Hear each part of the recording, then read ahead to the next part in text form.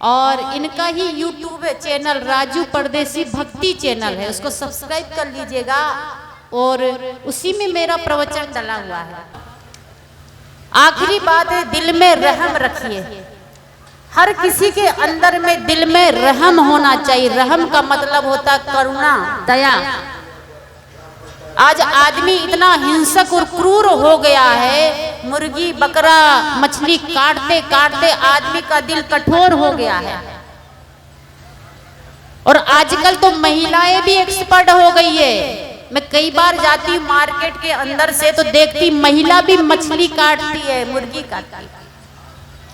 जबकि माँ की ममता तो बड़ी करुणामय होती, बड़ी दयालु होती है, आज वो भी क्रूर हो गई है। इसलिए कभी भी हिंसा से प्राप्त भोजन मत कीजिए, शुद्ध शाकाहारी बनिए। खाने को कितनी सारी चीज है, दूध दही केला सेब संतरा मूली गाजर टमाटर भिंडी परवल, पता नहीं 1 लाख चीज प्रकृति में है। सिर्फ 3 चीज नहीं खाना है, मांस मछली अंडा।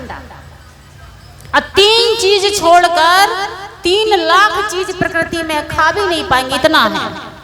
आज से संकल्प ले लीजिए कि जो चीज हिंसा से प्राप्त है, किसी की जान को तड़पा कर प्राप्त हो, वो चीज नहीं खाएंगे। क्योंकि हमारे शास्त्र कहते हैं, हमारा पुराण कहता है, अगर आपने जीव हिंसा किया है तो आप चाहे कितना यज्ञ करवा लीजिए, महाविष्णु पुराण यज्ञ करा लीजिए, चाहे तीर्थ में दान कर दीजिए, चाहे गंगा में नहा लीजिए, चाहे सत्संग करा लीजिए, पर हिंसा का पाप 7 जन्म में भी नहीं छूटता। ये मत सोचिए कि हम 9 दिन यज्ञ में शामिल हो गए और 10वें दिन बकरा लेके मुर्गी लेके मछली लेके तैयार। 9 दिन तो बड़ी बड़ी मुश्किल से कंट्रोल हुआ होगा। जो खाने वाले ना, कब 9 दिन खत्म हो, 10वें दिन हम मार्केट में वही नजर आएंगे, मछली मार्केट में। मुर्गा कोई अंडा लेने दौड़ेगा कि 9 दिन से, बाप रे बाप, 9 दिन से खाए नहीं, पंडित जी ने खाने नहीं दिया। सब लोग अब अपनी जुबान में अभी लगाम लगा के रखे हैं कि 9 दिन तक नहीं बनना है। और 10वें दिन इस गांव में देखिएगा सबके घर में वही बनेगा। पर ऐसा मत कीजिएगा, ये मेरा निवेदन हाथ जोड़ के है। पनीर की सब्जी बना लेना, मटर की सब्जी बना लेना, रसगुल्ला ले आना, जितनी चीज खा सको वो चीज खाओ। प्रकृति में कम नहीं, लेकिन हिंसा से प्राप्त जीव दया सबसे बड़ी दया, और जीव की हिंसा सबसे बड़ा पाप। आपका 1 उंगली कट जाए सब्जी काटते काटते तो नानी याद आ जाती है, मम्मी पापा सब कह के रोने लगेंगे। और किसी की गर्दन में छुरी चलाइएगा तो, एक मछुआरा मछली मार मार के भर रहा था टोकरी में, और शंकर जी पार्वती जी आकाश मार्ग से गुजर रहे थे घूमने के लिए।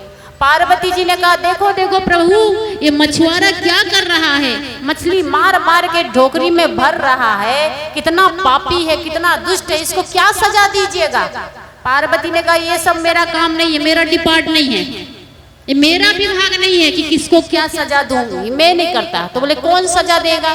बोले इसका कर्म ही इसको सजा देगा। कर्म प्रधान विश्व रचि राखा, जो जस करई तस फल चाखा।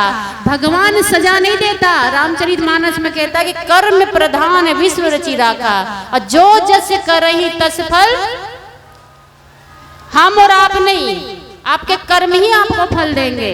गीता में श्री कृष्ण भगवान कहते हैं कि स्वयं आत्मा कर्म करती है, स्वयं आत्मा भ्रमती है, और स्वयं आत्मा अपने कर्मों से मुक्त होती है। तो कहे इसको कौन सजा देगा? कहा इसका कर्म। कहा क्या सजा मिलेगी? पार्वती के मन में होता, पूछ लेते हैं कि इतना हिंसा किया तो क्या बनेगा ये। पार्वती को कहा भोले बाबा ने कि तुम चुप रहो, नारी की जात होती सारा राज खोलना चाहती, पूरा राज पूछ लेना चाहती, क्या होगा कैसे होगा, जब समय होगा सब हो जाएगा। 50 साल के बाद में पार्वती कहती है, भोले बाबा आज फिर मृत्यु लोग घूमने का मन कर रहा, थोड़ा घुमा के ले आइए ना। भोले बाबा कहते लेकिन चुप रहना, बोलना मत। लेकिन नारी बोले ना तो कहते हैं कि सबसे बड़ा अजूबा आश्चर्य ये है कि दो नारी एक जगह बैठी है और चुप हो जाए, ना बोले, ऐसा हो नहीं सकता। दो महिला एक जगह बैठी हो रेलवे स्टेशन में कि बस स्टैंड में, वहां भी बात, कहाँ जा रही हो माता जी, बहन जी कहाँ जा रही हो, अब पूछते पूछते पूरा घर परिवार सारा चीज पूछ लेती थी, मतलब सारा इंट्रोडक्शन ले लेती थी। पार्वती ने कहा अच्छा कुछ नहीं बोलेंगे, घूमने चलते।